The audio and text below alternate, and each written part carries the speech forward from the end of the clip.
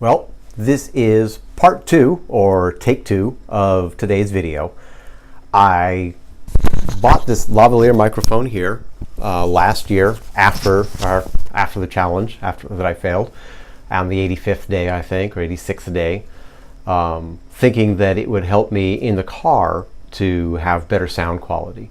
So I might cut here to a quick snippet of me in the car so you can see how badly it sucked. So you can see it was a failure, didn't work. The mount wasn't really the best location. So if I do it in the car, I'm probably gonna have to go back to last year's mount and audio setup, which I think actually was just using the audio from the iPhone. I might have used the cables the iPhone cables for a couple tests, but I think most of my videos actually were okay. They weren't great. I was really hoping to have good sound isolation, but this microphone did not have good sound isolation. It was really bad. But the subject of what I'm talking about is networking. We all hopefully do networking. I think this group that we have here is a networking group of sorts. We get to know each other, we learn about each other, we learn how people do business. And if you're smart, you look at what people are doing and you figure out, how can I help them? How can I refer them business? Because everything comes around. You don't just take. You give, and eventually you do get, because people will remember you. They'll remember, this is the guy that helped me out. This is the guy that referred me 5 customers last year. This is the guy that's always there for me. So when I hear somebody say something that fits, it's like, I know who to talk to. Go talk to Brad. So I'm not always worried about 100%. I gotta, get something out of this networking in the first 3 months, or otherwise I'll be done with it.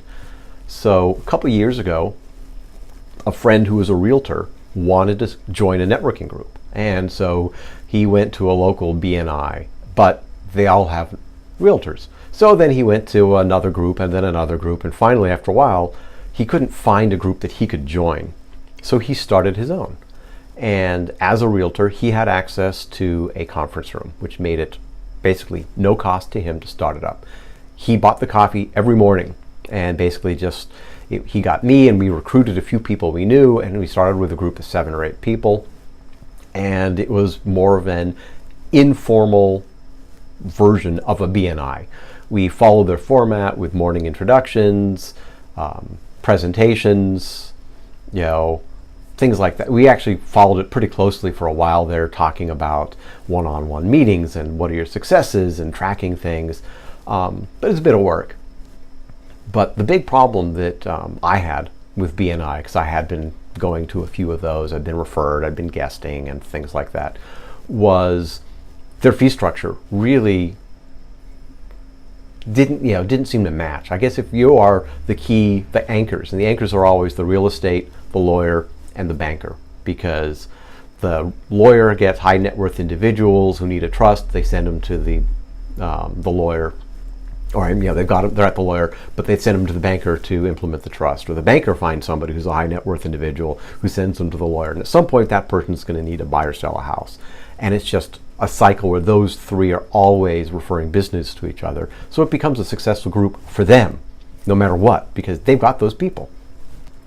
They try and get people in their sphere, electricians and roofers and plumbers, and occasionally a couple doctors, things like that.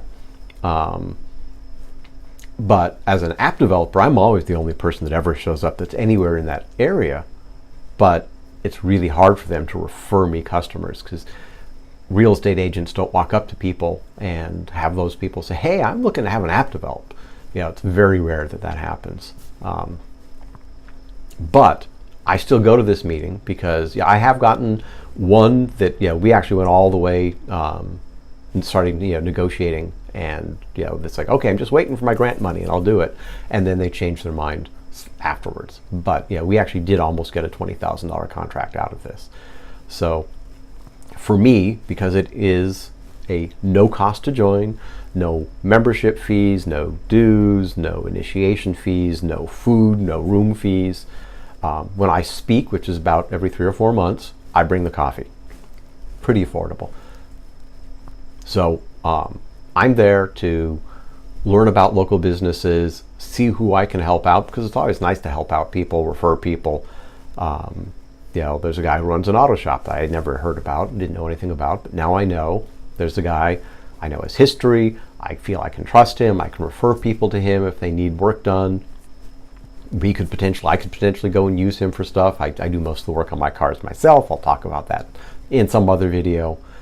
But there's another guy who does IT support, somebody else who does social media who I'm trying to work with and see if we can make sure that we refer people, because if somebody has an app done, first thing they need to do is promote it, market it.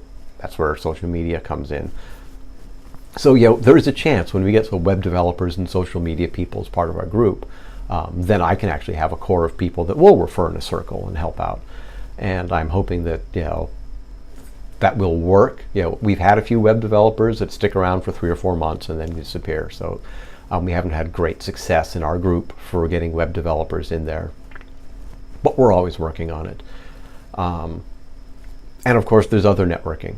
When I go to the Affiliate Summit Conference, that is mostly networking for me. I'm talking to people, and because they're all in the new media space, I talk a little bit more about what we do and say, it's like, well, yeah, for what you're doing, I can't imagine that that you need an app, but this is what we do and this is how we help people. What is it you're looking for? So that's the question I always ask people. It's like, what is it you're looking for? So I find out somebody in his main job, the affiliate marketing is his sort of fun. In his main job, he's looking for somebody who's an expert in Excel. They do macros and programs and all sorts of stuff, but they also have the people skills to talk to, say, a vice president of the company. So if you know somebody like that, let me know and we can help him out. I know somebody else who's looking for a outsourced director of marketing type job. Things like that. So I talk to people and find out, what are you looking for? The last time I found somebody who had a skincare company, and they only had really 2 products, but they were looking for outsourced program management. They didn't know to call it outsourced program management. They needed an affiliate program and help and all that kind of stuff. So I was able to go and talk to some of my friends, and I actually gave him 2 good referrals, got him talking to somebody. That's kind of what I would do at those types of conferences, is just sort of match people up. And those people know me. And so at some point, somebody's going to need an app and they will refer me. I've gotten a number of referrals from that space. And so that always helps. So even, if you guys, I'm wondering, how many of you people out there that are watching this, leave something in the comments down below. Like the video, subscribe, but in the comments, let me know. Do you do any kind of local networking or online networking? What works for you? What doesn't work for you? What challenges do you have? And maybe I can do another video and answer some of those questions. But otherwise, this is Brad Waller, and I think I've spent enough time rambling on about networking. See you next time. Bye.